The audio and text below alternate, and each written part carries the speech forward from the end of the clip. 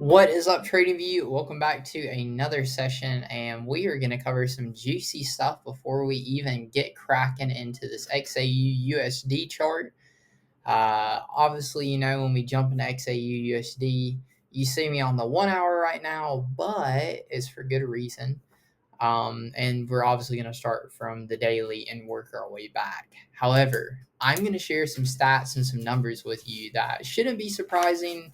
If you've been paying attention to the market, you have seen nothing but blood in the streets. I'm going to show you real quick one image while I share this with you. Go over this with you. The heat map of the S&P 500. First off, blood in the streets is a good sign.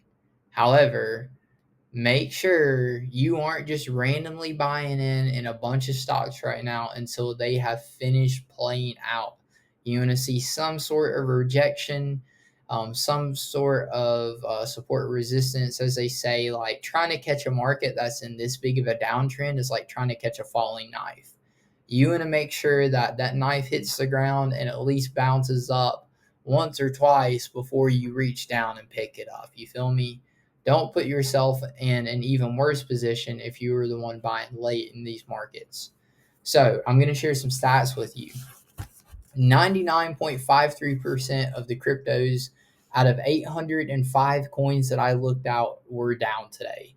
Out of the top 100 US tech companies, 99.7% of them were down today. Out of the top 100 US large cap stocks, 99.6% of them were down today. And out of the high return ETF funds, over 99.9% of the funds were down today. So, a lot of down markets. What does that mean? How should you be approaching this? Do you just need to take your money and, skip, what do you want to call it, pass go? Well, I'm going to be honest with you. No, I don't think you should. I think that right now is the time that you're going to be getting a lot of discounted prices on a lot of goods. Again, I think the biggest key insight for this is don't try and catch a falling knife. If it's dropping, let it finish dropping. There's no such thing as, entering in at the very top or at the very bottom of the market. If you're selling at the very top, if you're at the bottom buying at the very bottom, it's just not how it works in trading. Sometimes, yeah, you may get lucky, you may get a quote unquote sniper entry, but for the most part, you're just trying to get the best price possible and leave with the best deal possible. Okay, you shouldn't worry about trying to catch the very tops and the very bottoms. And especially in a market like this right now, you want to make sure that you're making well rounded, well educated decisions. So, without further ado, let's go ahead and jump into gold. Now, obviously, you see some stuff already marked up on this chart. Let's delete this off. Except that, actually, we're going to leave these ones. So, gold has been in a upward trend. We've already established that if you've been following along the streams. And we are in a bull flag. We've also established that as well. Let's tighten this down there. Okay, perfect. We just got a higher high and we had a higher low form here. And it looks like we just got a lower high potentially. We will see. As we drop down into the 4-hour time zone, we are going to show you this. After we got a higher high, we have been in a upward trend, but now since we got that rejection, we are starting to form a bit of a downward trend. Okay, so that could be a rejection, but the common thing in this situation is like, oh, well, if it formed a lower high, then it's just going to continue to go lower, right? No, not always the case. Here's what we're going to be paying attention to and some key insights that's really going to make the difference for your trading on gold over the next coming weeks. So right here, we have a very strong support and resistance area, as you can see, all the way back across. Price is either just above and breaking back in, or above it or below it. And obviously right now we have failed to break this once, and now twice price has failed to break below that support now.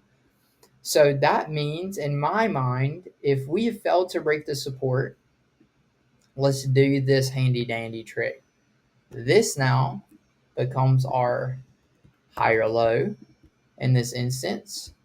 And this now just formed another higher low, indicated by, if you throw on a trend, let's change the color of that right there, in the market, where we failed to break below this.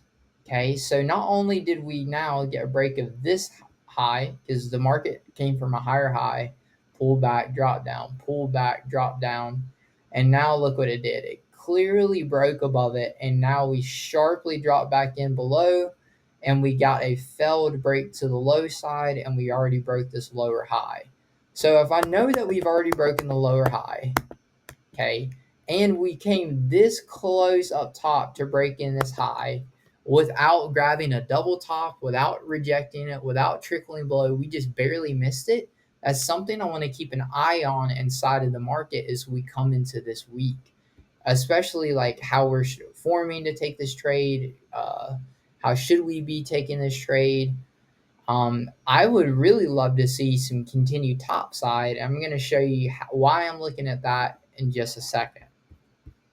So on our 1 hour time frame, we had a liquidity zone marked here, which price already grabbed. There, that was our 1 hour liquidity zone. Let's take our support and resistance back. And then we have our now trend line on the bottom. Okay, so we have this rejection. We failed to break the slowdown here, and now we're already pushed back up.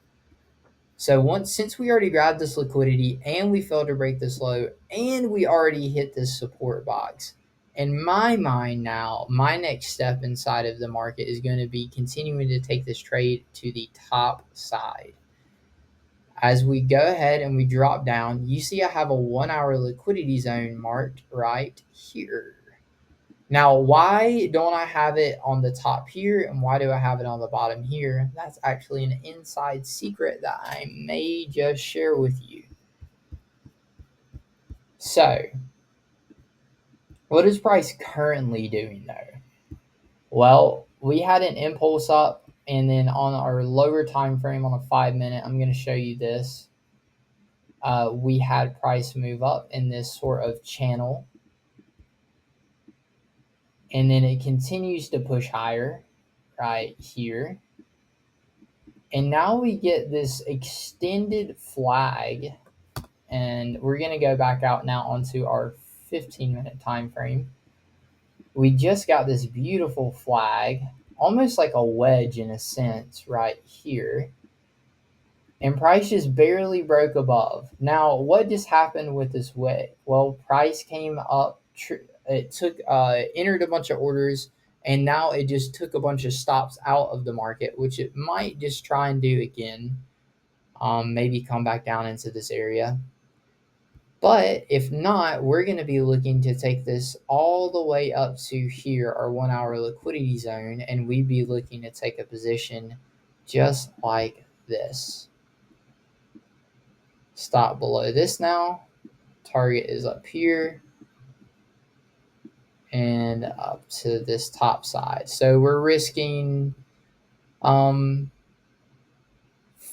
pips, and we're looking to maybe gain about 300 ticks in this situation. Let's get some light. There we go. So we're looking to get about 300 ticks in this situation. Now, the market can do it at once, but in my past experience, if we're getting an impulse up and now we're forming this type of flag formation, we're usually going to be looking for some type of move to the top side. Now, could we get a fake out down here first and then some type of push up? Yeah, of course. We could get some type of larger flag in this area.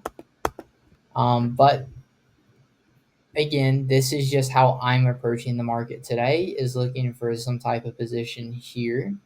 And we will be taking the market to the top side. It may not give it to us all at once. It may do this and then come back, and then we get another entry opportunity here, forming a bit of a steeper flag in this area like so. Then you could look for again another entry opportunity to the top there as well, instead of trying to force something into the market as we speak. So that's gold. Like I said, I would love to see it continue to go long, especially after we just got, again, this 1 hour grabbed, another failed attempt to break through this support zone, and we just barely missed this high. And like I said, I just would feel a lot better about this trade going to the downside if it had grabbed this 4 hour liquidity zone, but it didn't. So I'm not feeling super confident in it continuing to go short, and especially after a failed break here. Just some things that I'm going to keep in mind as, I'm coming into the day. Now, that's just our 15-minute. Let's go over Bitcoin. Bitcoin, I had a liquidity zone that you can go and check out on Bitcoin at 51,000, 52,000, something like that. And Bitcoin yesterday dropped all the way down to 49,000. Now, I had a 4 hour liquidity zone marked at 48,000.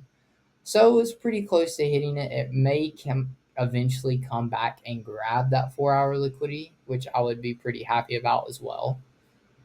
Now, let's go into our 4 hour. We're going to check out US 30. US 30 absolutely sank yesterday. Our targets weren't even relevant at that point. Like, they were good targets, but not compared to the drop we've had. And we've had over 27,000 points in the market on US 30 just drop in the past couple of days. NAS 100, it barely missed our target at 17,000.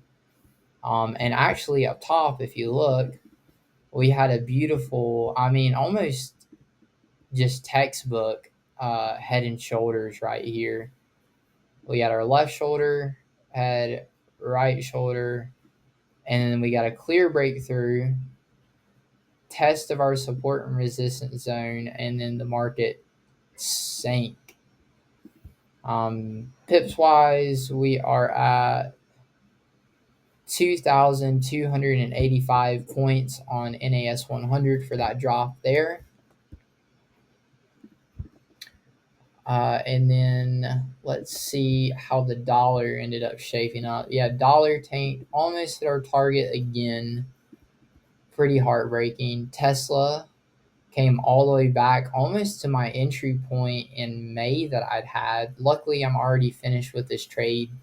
And we got out at pretty much the top, so I'm pretty happy with that. Nvidia continued to sink, sunk, one of those things, all the way down to $90. Pretty crazy. And that's about all the ones that I constantly look at. The euro obviously had a huge move up, barely broke above our liquidity spot we had marked, and instantly came back into the range.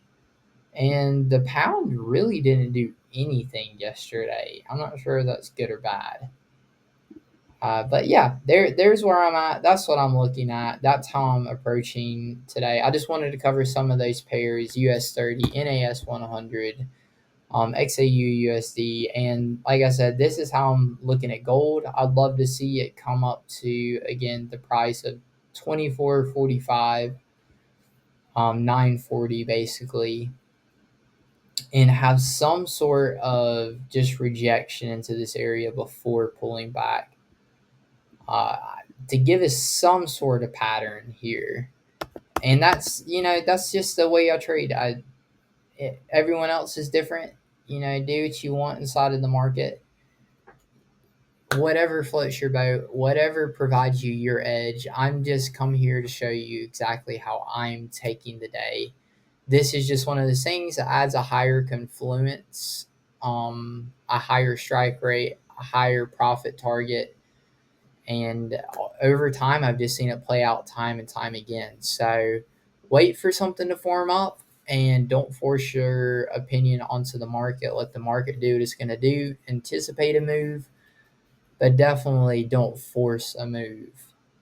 With that being said, I will catch y'all next Asia session. I'll publish another idea for XAU USD. And if you want me to, please feel free to drop a comment. If you'd like me to look at a certain pair, certain coin, anything in that manner. And if I can just publish the idea for you, awesome. But feel free to let me know. And I will, again, catch y'all next Asia session. Till next time, peace.